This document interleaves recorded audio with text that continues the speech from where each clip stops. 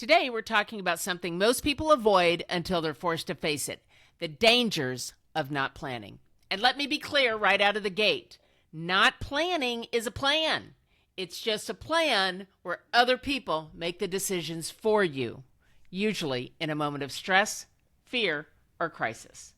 I see this all the time, families scrambling, money lost, relationships strained, and choices being made that no one would have chosen if there had been a little foresight. This episode isn't meant to scare you, but it is meant to wake you up. Because the cost of waiting, of putting it off, of saying we'll deal with it later, is often far greater than people realize. So today, we're going to talk honestly about what really happens when we don't plan and why doing nothing is often the most expensive decision of all. On this episode of Relax, I Got This, Embracing Life After 60. Stay tuned. In today's world, older adults face major transitions like downsizing, relocating, or modifying their homes to age in place, all while embracing life after these changes. As a senior home advisor and seasoned realtor, Robin McCoy guides these decisions with care and thoughtful planning, helping create a vibrant future. Welcome to Relax, I Got This, Embracing Life After 60 with me, your host, Robin McCoy. Hi, everyone.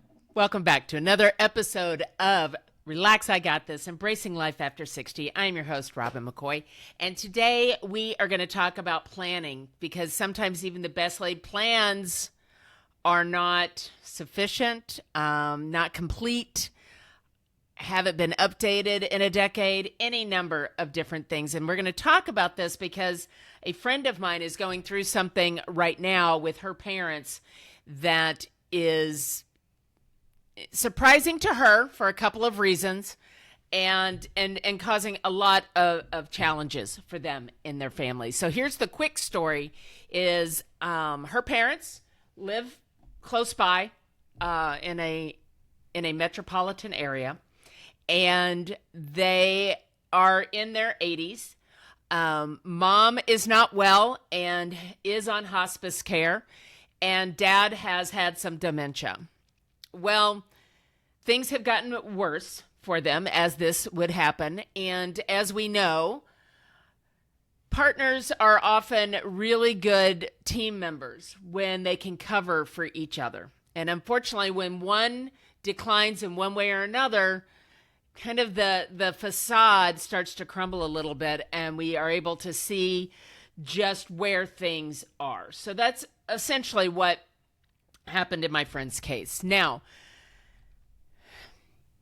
this couple had been very organized their whole lives. Everything had apparently been planned. Things were in order. The kids just thought everything was just fine because that is what they had seen growing up with this family their whole lives. And then things like this happen. Somebody gets sick. Unfortunately, dementia rears its ugly head, and suddenly there is no plan. And there is no backup plan. And there is no alternative. And now the adult children instantly become caregivers that they were not prepared to do. And the wishes of the parents can't always be honored in a way they might want to be honored. And people aren't being able to make the choices they might have been able to make. So we're going to talk about that today because this came up in a conversation I had, and we can't talk about this enough. We just can't. So we're going to go through some of the top 5 things of what can happen when you don't plan accordingly. And again, I don't mean to scare you. That's not what my intention is, but my intention is to get everybody, whether you are 80, 70, 50, 40, 30, I don't care how old you are, start making plans for the next 10 years of your life.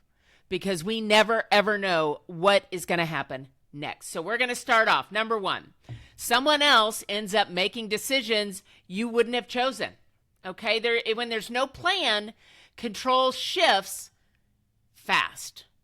And adult children start guessing. Doctors default to protocols. Courts step in. Realtors get called in crisis mode. All kinds of things is going on all over the place. You don't get to figure it out later anymore. Later becomes someone else's opinion, and it is rarely a reflection of your values, your finances, or how you would have wanted to live. This is how people end up in the wrong living situation, with wrong financial decisions, at the wrong care level, not because they chose it, but really because they didn't choose it. And that's kind of what happened with our family, with my mom, because we didn't plan. The signs were there. She chose to ignore them, and my sister and I just decided to let it roll. And then crisis came, and we moved her to one place because we knew of it, and that declined even faster. And we had to do other things. We moved her 2 or 3 times in a matter of 4 months, so that was not cost effective. Doctor's appointments, things like that. There was just expenses. She was mad. I was mad. And so we ended up spending money we didn't need to spend. We ended up in the wrong living situation to start with. We had the wrong levels of care to start with. And none of us chose any of it, quite frankly. And so because we didn't have a plan.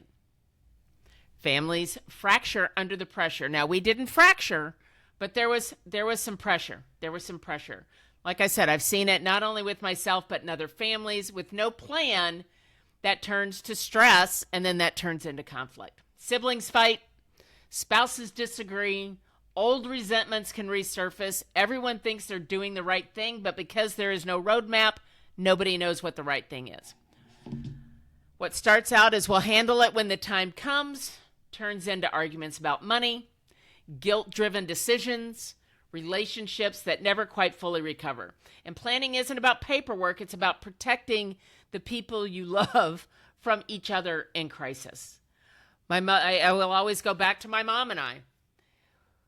My sister even said, I'm in the room with the two most stubborn women in the world. And I was prepared for my mom to be angry with me for the rest of her life.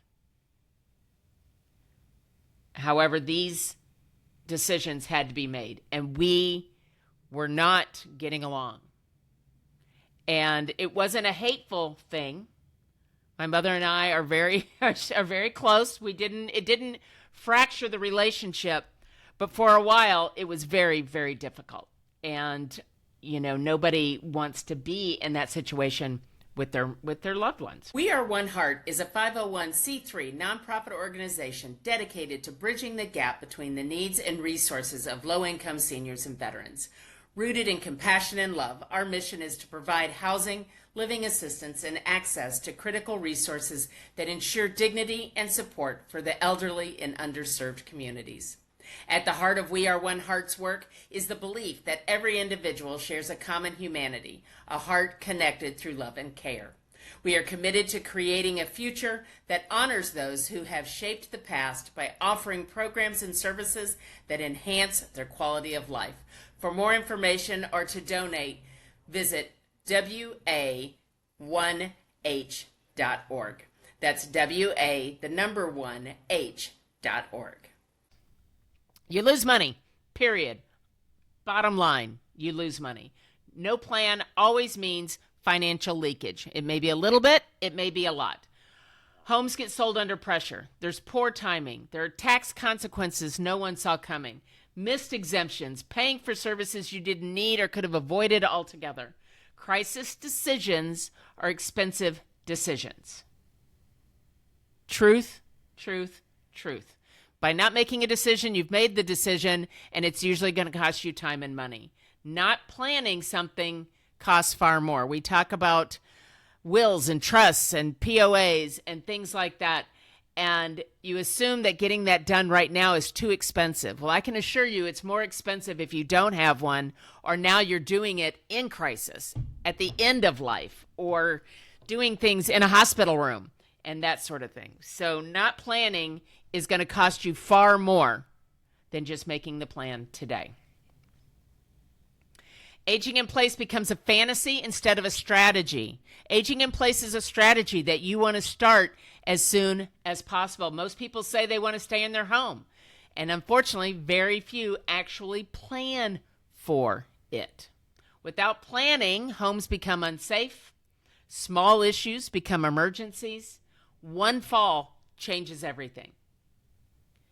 Aging in place does not happen by accident. You don't just get to stay there until you die.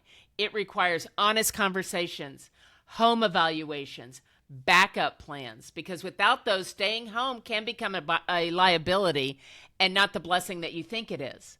So you want to talk with someone that can help you assess your home. What are some things you can do today before you need it? Can we get rid of thresholds going from the living room into the kitchen or the bedroom? Can we get rid of throw rugs, the leading trip hazard in a home? Can we widen some doorways? Should we eventually need some mobility devices such as a walker or a cane? Can we convert a bathroom, shower, or a bathtub into a stand-up walk-in or roll-in shower? Can we do these things, putting in grab bars that will make your home safer as you age? So important, so important. And finally, number 5, the plan gets made in a hospital room. This one is harsh, but true. If you don't plan, the plan gets made after a fall. The plan gets made during a hospital stay, in a rehab facility hallway. These are the worst moments to make life-changing decisions. Fear, exhaustion, urgency, they take over and your options shrink. Choices narrow. Planning ahead makes decisions that are made from strength and not survival. I can assure you all the decisions that my sister and I were making on behalf of my mother were made in stress, exhaustion, fear, urgency. The tears that I cried in my truck and in conference rooms at assisted living communities, the phone calls that I made, the friends that were talking me off the ledge and helping to guide me. My sister and I did not know what we were doing. We were trying to find the best solution for Mom, and her opinion was that she could go home. She could go back to her apartment, but she couldn't get out of bed. Hiring in-home care was cost prohibitive. We could not afford that. At $12,000 minimum a month, we could not afford that. What were we going to do? So these decisions were made in the hallways at a rehab community. They were made while she was in the hospital. Questions, concerns, financial decisions, all of this was being made within a 2 to 3 week span while Mom was in the hospital. So it cost us more money than it had to, because we had to get from one place to another. We lost money. We had arguments. We cried. We ended up making decisions for her that she did not really want to have made. And unfortunately, we had to take control of a lot of things. I am very fortunate that my mother is still cognizant. She is still able to have conversations and make many of her own decisions. Unfortunately, we still have to make some of those for her. I wouldn't wish any of that on anybody. My friend that I spoke about at the beginning, she and her siblings are having to make decisions for her parents, and it is not going easily. There is some anger, and there are words being used and said that are scarring, and hopefully they won't scar deeply. But I don't think anybody, nobody's children wants to be in this decision, and I know people don't want to put their children in these positions. So by making these things in advance, having the conversations, sit down with whomever is going to be involved in decisions going forward. Let them know what you want. Let them know why you want it, and that they need to honor those things. Have a plan so that if for some reason you are no longer able to live independently in your home because of a fall, a stroke, an illness, whatever it looks like, make sure the people that will be making these decisions on your behalf know what you want. These are things to talk about. Nothing has to be done today, overnight, but it needs to start being talked about today. And remember, a plan is just that. It doesn't mean that it can't be changed, that it can't be altered, that you can't decide this instead of that or them instead of her. It doesn't matter. You just need to get started. And the more you talk about it, the easier these conversations become as situations change. So that's it today. That was short, sweet, to the point. And yet I just want you to know that a plan will make all the difference in how this next chapter plays out for you and your loved ones. So thank you for tuning in. I'm Robin McCoy, your host. This is Relax, I Got This, Embracing Life After 60. Please, if you find this information valuable, please subscribe wherever you're getting your podcasts, whether it be Spotify, Apple Podcast, YouTube, wherever that might be. Leave us a review if you found this valuable, and we'll see you next time on Relax, I Got This. Thank you for joining me on Relax, I Got This, Embracing Life After 60. I know that time is our greatest asset, and I appreciate the time that you spend with me. If you're finding the information on this podcast useful, please subscribe to the channel on your favorite platform so that you never miss another episode. Don't forget to go to our website where you will find additional resources, downloads, and coaching programs. Once again, thank you so much for tuning in, and we'll see you next time on Relax, I Got This, Embracing Life After 60.